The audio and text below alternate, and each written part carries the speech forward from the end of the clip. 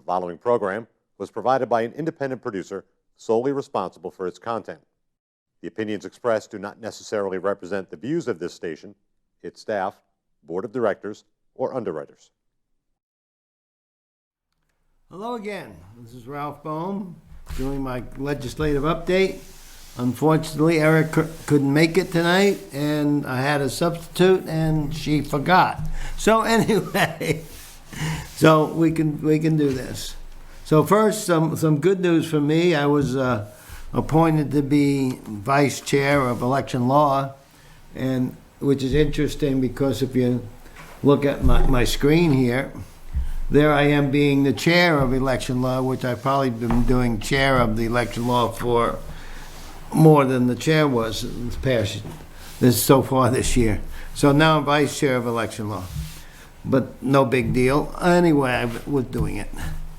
So we have a lot to cover.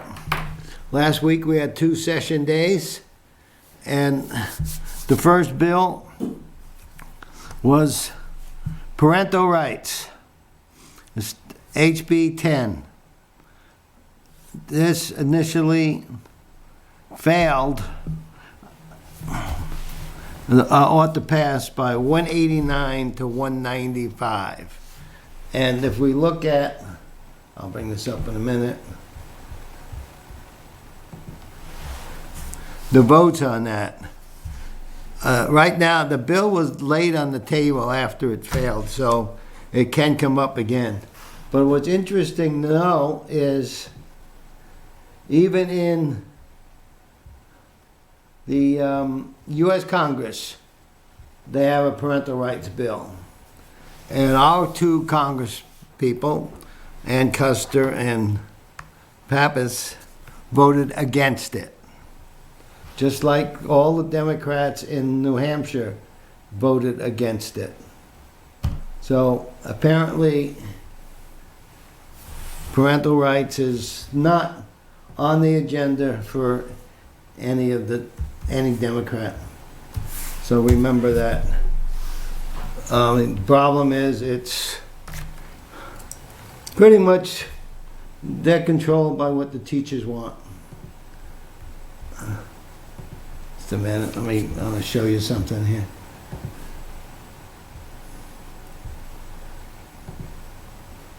So there, if you can bring up my screen,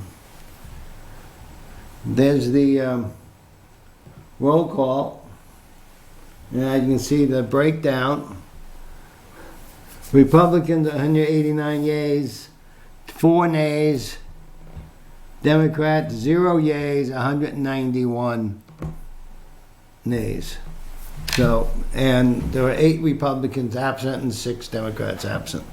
So hopefully we can bring that up again. There's another bill coming from the Senate, the same thing, that March 18th is going to be a hearing in the State House on it in Reps Hall, so it's going to be, anybody that wants to come, it's going to be full.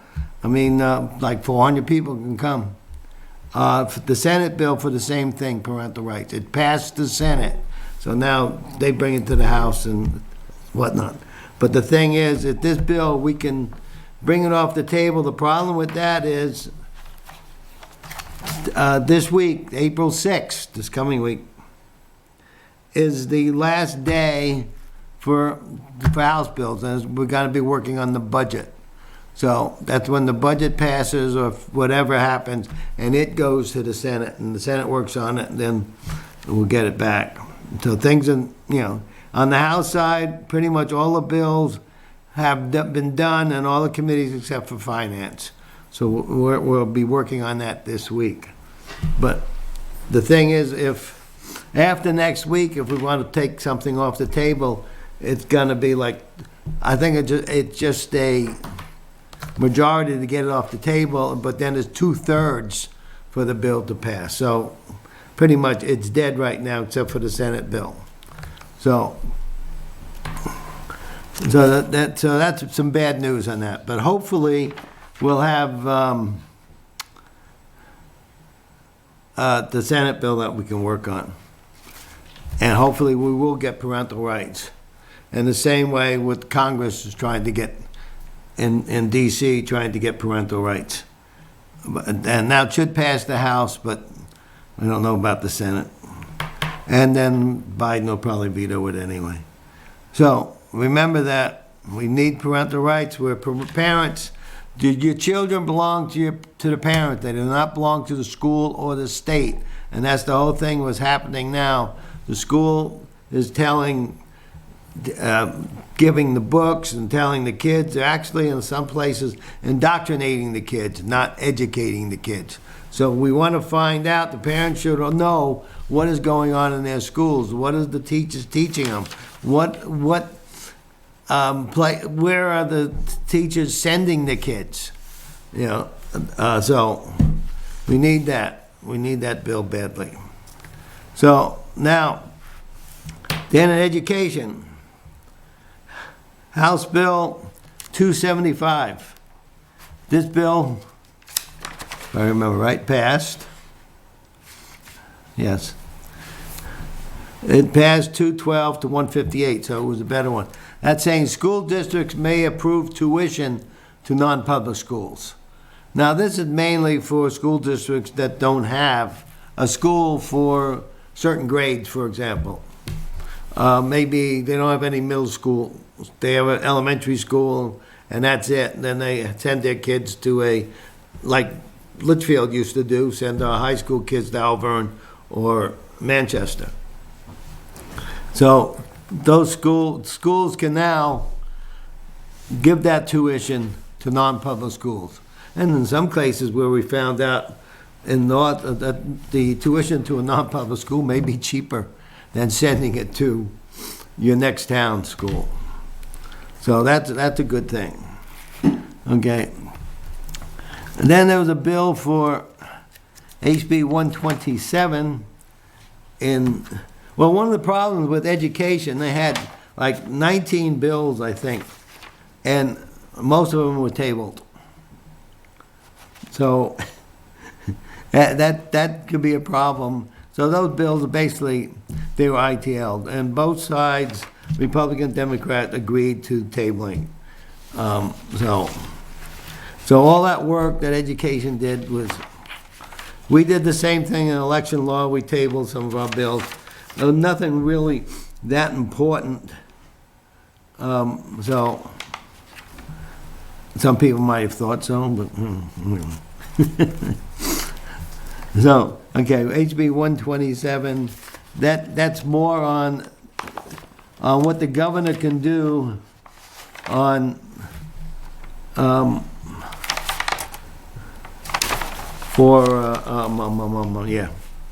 what the governor can do in a state of emergency. It was something we did last year, fixed some of it, but in other words, basically what this one says is there's so many days and then it's got to go to the legislature. You can't just keep going and going and going. So, and the legislature can be called like that. And it doesn't have to be in Concord. Over the past couple, like last year, we were meeting in Bedford and Manchester. So, depending on what the emergency is, we can find some place to meet. So, then we have, in finance, HB 506. That's exit 4A, if you know where that is. That's in Derry. It's the next exit up from exit 4. They're making an exit there because they want to do some development. The thing is on that, it's going to cost money. But initially it was for the state paying the money for an underpass for pedestrians going underneath all of 93 for that exit. So what happened in that one was, just a second, that was killed 300 to 72. The state is not going to pay for that underpass, basically what it comes down to. Okay, so initially it would allocate $750,000 in general funds to return the, so basically that's dead, and I don't know what they're gonna do, okay? Okay, those remember 2 weeks ago we had our meeting, HB 69 and HHS, Erica's committee, did a thing for direct payment, membership-based, health-based. And that's for somebody can start up a healthcare place with not using insurance. Basically, it's membership and you know, the membership-based healthcare facility. Unfortunately, which we've tried over the years, it actually passed by one vote, but then it was tabled. So won't see that again probably this year. So that would have been something good, but anyway. Okay. HB 114, relative to the age at which a minor may receive mental health treatment without parental consent. That passed 191 to 186. Now that's bad. That's saying somebody, could be a school or somebody else, can send your kid for mental health without the parent knowing about it. Now, in a case of where it's could be a problem, child abuse or whatnot, that's already covered in law. It doesn't need this.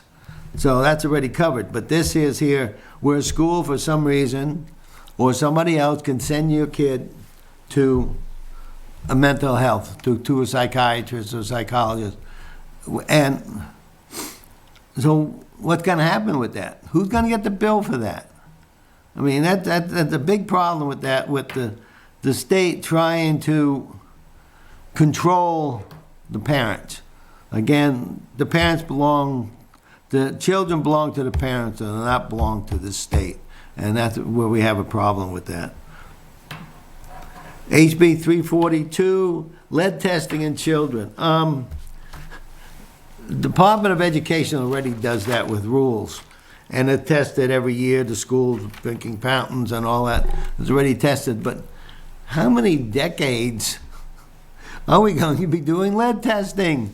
I mean, you know, you got to really be in an old house to have any lead in the paint.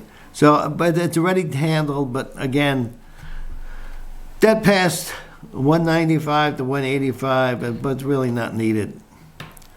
So also, HB 582, that was a bill requiring the Division of Vital Records to collect induced termination of pregnancy statistics.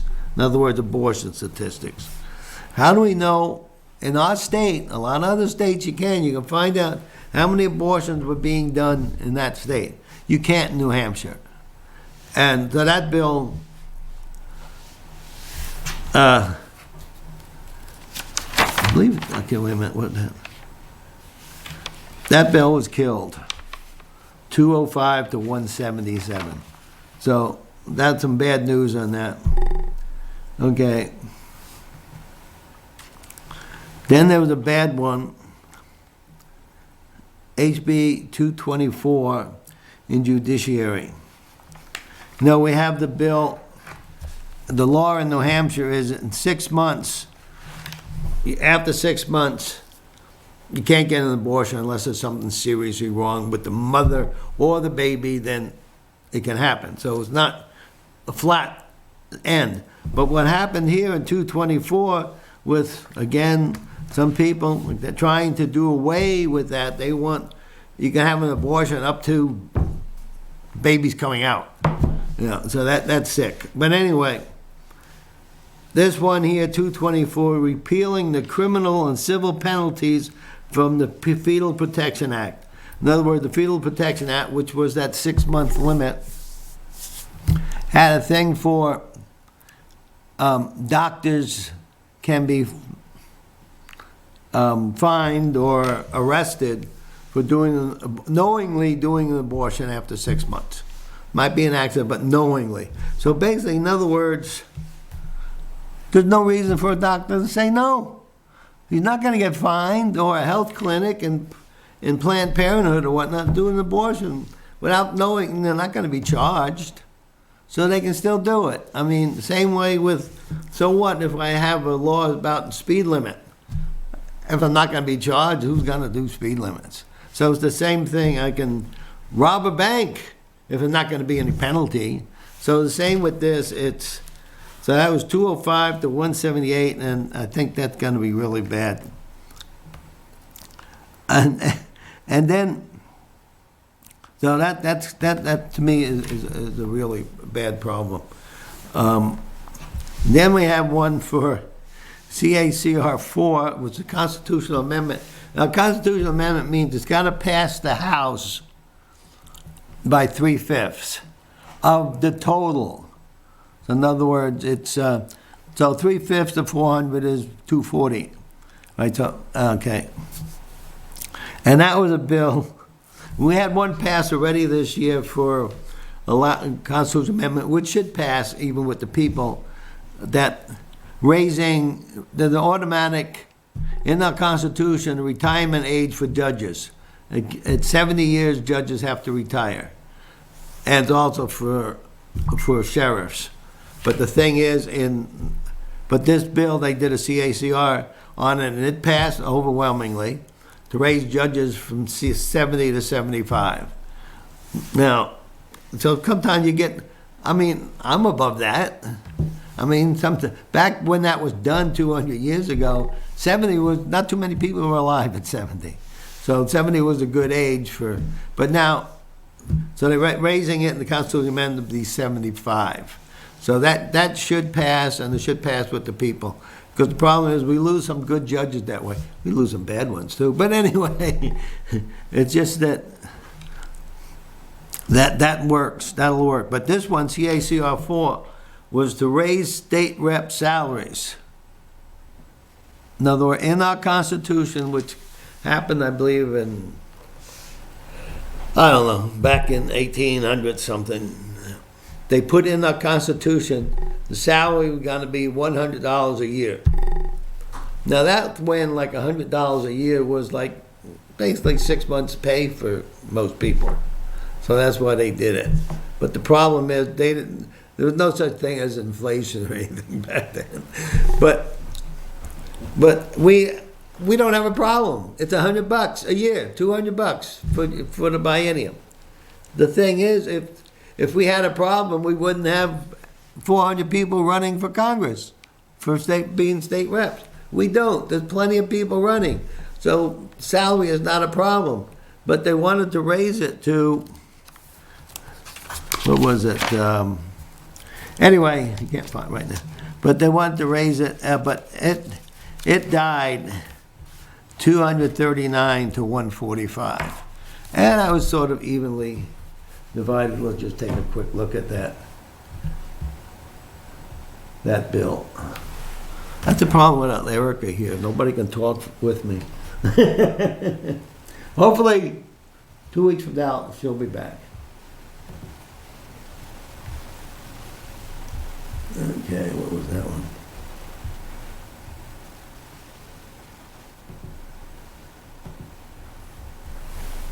Okay, no. Okay, go back one more page here, and so this can do this on your own type thing too. So CACR 4, and we'll look it up.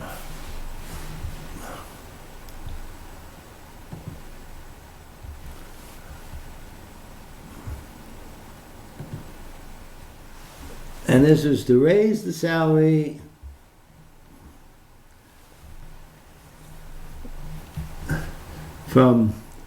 to $5,000 for the 2 years. Now that's $2,500 a year.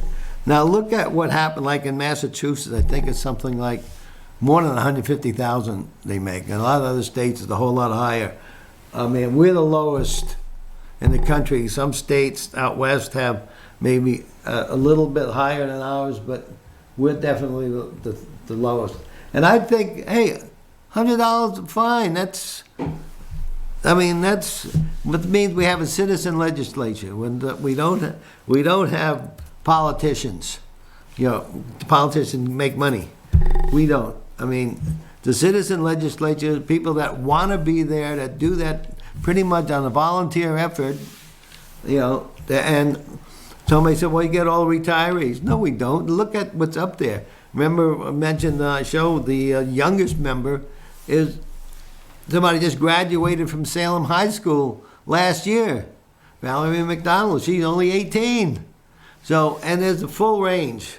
Demographics are pretty much close to what the state demographics are. And probably more women than most state legislatures have. So, and a lot of different, from doctors, lawyers, nurses, I mean, which I found out a year ago when I did my fall. But, yeah, so that's, but on the roll call on that, we definitely called for a roll call. We wanted to see who wanted to make more money. And it comes down to the Republicans voted 184-9 to kill it. The Democrats voted 55-136. They wanted to pass that bill. I mean, to kill the ITL. So, in other words, yeah, so, and then you can look at that yourself to see what it is. So that's interesting that we don't need to raise it. I mean, some years ago, I remember our speaker, then he went to the meeting of other state legislators, and he said, somebody asked him, well, how much do state reps in New Hampshire make? He said, well, 40,000 for all of them.